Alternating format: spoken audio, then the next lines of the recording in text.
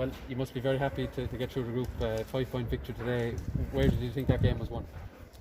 I think just from dogged determination in the second half. I think we just ground them down. In fairness, Carlow, huge effort in defence, and we did say at half time, we said we will find gaps to get through because we thought it was very hard for them to keep it going in defence.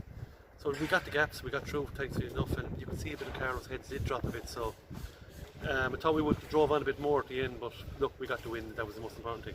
Yeah, we've seen already in this group that goals were crucial in Offaly's 2 wins. They got 3 goals in both of those. The 2 goals today, one of them arrived just at the end of the first half. The other one, I suppose, in the kind of third quarter.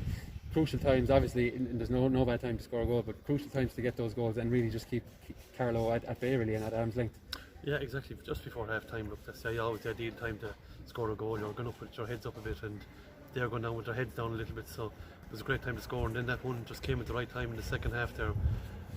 Just to kind of kill the game, I thought, for Carlow, which was, I think I felt the pressure off us, but look, there's a huge effort by Carlow and we're delighted with the win. Look, a good boost for the girls because I think last Sunday we didn't give it all. I think we could have won it, a few mistakes. Maybe the girls did go up thinking, Offaly, intermediate team, are we going to beat this crowd? And I think they realised afterwards they could have beaten them, but when you look back and things like that, you're nervous then going into another game after loss. So look, credit to the girls, hard fought for the victory and delighted with them. I'm sure as a manager always talking about improving things. I think there was 10 wide still today. There was kind of maybe that third or second quarter in the first half where a lot of scores were let slip. You're really dominant but didn't make a pay in the score sheet. Something to improve on?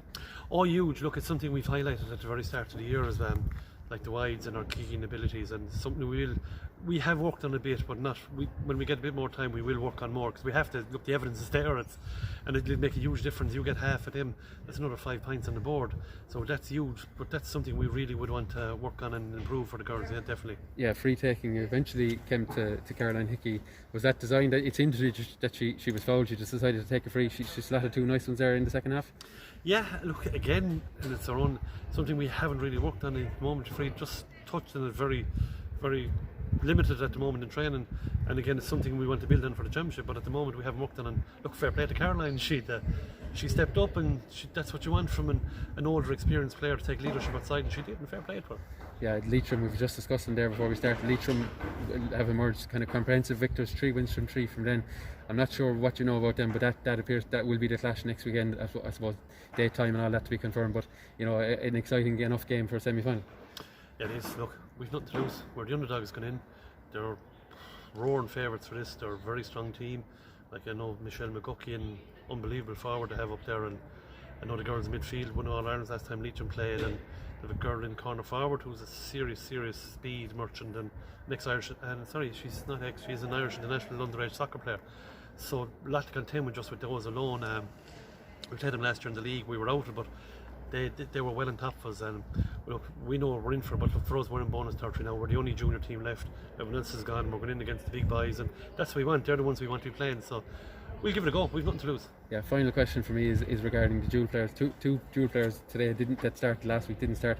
Was it just a thought they played quite well last week in the football. It's just a case of they've had a lot of games over the last few weeks, and you're trying to freshen up the team and keep things fresh within your starting 15. Look, 100%. We discussed this trend the other night, and we just said it's very unfair on these girls to ask them to play 4 matches in 7 days, and us as management took that decision.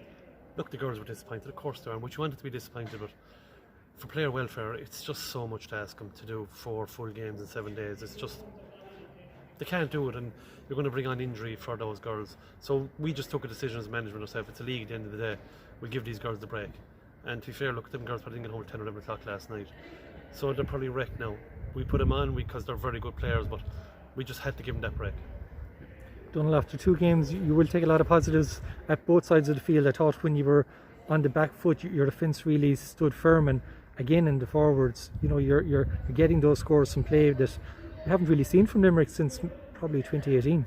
Yeah, and look, again, something we've really worked on, because even going back to 2018, 17, there's always 1 or 2 girls that did all the scoring for Limerick. So we're trying to open that, so we have other girls that can take scores. So at least we go out and play the better teams. They're not going to put a stop on those girls, and we're in trouble.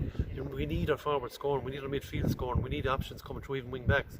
So we've done a lot of work on that in training. Our defence coming together brilliant. think today is the first day we haven't conceded a goal, which is brilliant. It's something we really wanted to do and close down the defence and stop that.